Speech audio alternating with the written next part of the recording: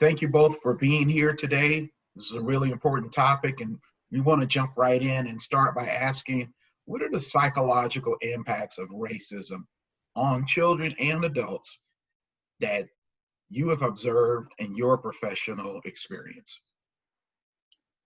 I think racism carries with it something that's called an allostatic load, which is kind of this chronic stress that children and adults carry around with them. So it's like having a backpack full of bricks that you can never set down.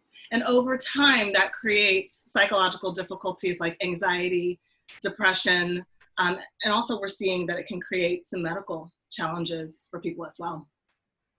What do you think, Nestor? So what I've seen is similar, but I've seen it play out in different ways. Sometimes that can be an acting out. What I've noticed, not just among my own personal children, but what I've noticed throughout the community is that is being pushed back, and like this, it's being acted out in a bunch of different ways that aren't necessarily healthy, right? It's this acknowledgement of something is wrong. There's something my community is going through that other communities aren't. And sometimes that will manifest itself in physical lashing out or emotional lashing out or things like that, or just a complete shutdown. So what is the mental impact of having to call out racism or be the teacher for white America? What I've heard a lot, especially since the death of George Floyd, is this kind of emotional distress that Black people and a lot of people of color are already carrying, and watching generations of oppression and violence and experiencing that, and then having to say, yes, it's happening, I promise that it's happening, whether you can concretely see it or not. It's been exhausting for people. I'm watching people really hit a wall and feel like, I need to be part of this conversation, but I don't know how to keep doing that because it can be traumatizing to keep going. Yeah, Nestor, it can be exhausting and a bit overwhelming, but on the same hand, you feel compelled to have the conversation. You want to do something to help, and we know change begins with dialogue. How do you balance those two things? Absolutely. So one, I think what's helpful is that you find your allies, right? Find the allies that are not maybe part of your community that can come in defense of your community, because that's incredibly helpful, right? I can go out and I can speak, but it is exhausting.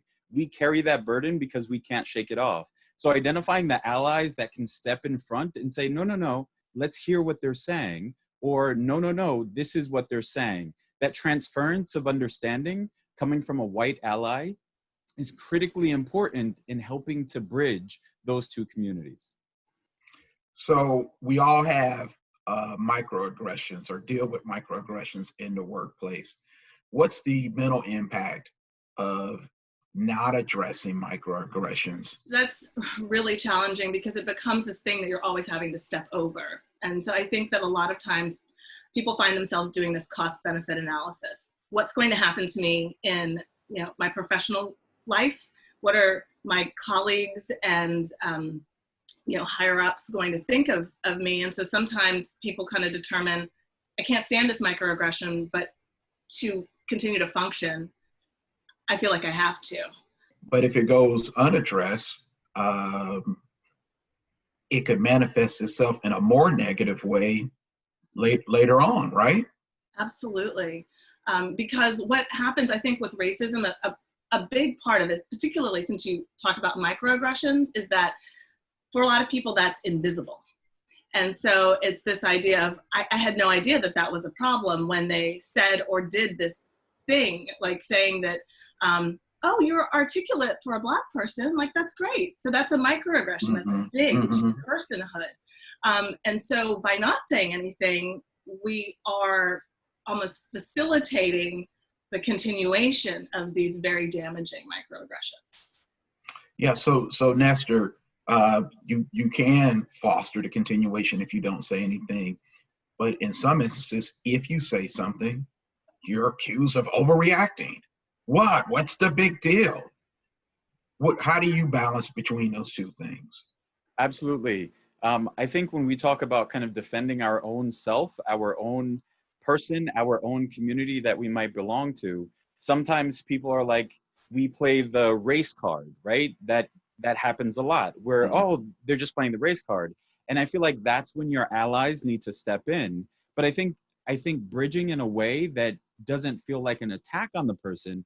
What's crazy about microaggressions is often people don't realize that they're saying certain things that are problematic. So if it's like, I'm going to whip you guys into shape and things like that, those little notes, those comments, those monikers that are rooted in like this deeper sense of oppression that is specific to race, I feel like sometimes just calling it out in a way that still feels like we're connecting, like, hey, by the way, I just want to acknowledge this comment that you've made.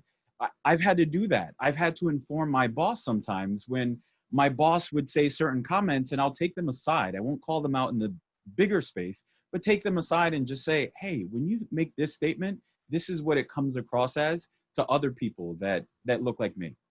Our brains like shortcuts, and we like to kind of make decisions in the easiest way possible. And depending on how we've been socialized, we might use race and the things that go along with racist viewpoints in order to make decisions without having to stop and sit down and evaluate each person individually, each situation individually.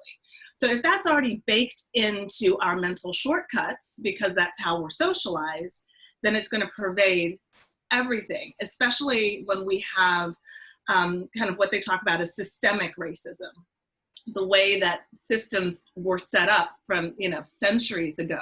So you've got that along with just the mental constructs and the shortcuts that we create for ourselves. So it's kind of baked in everywhere, which is what makes it hard and why it's so important to call out microaggressions in addition to overt racism. What do you think the impact of racism is, Nestor? I mean, I would absolutely agree that racism negatively impacts everybody, whether you're benefiting from that systemic racism or not.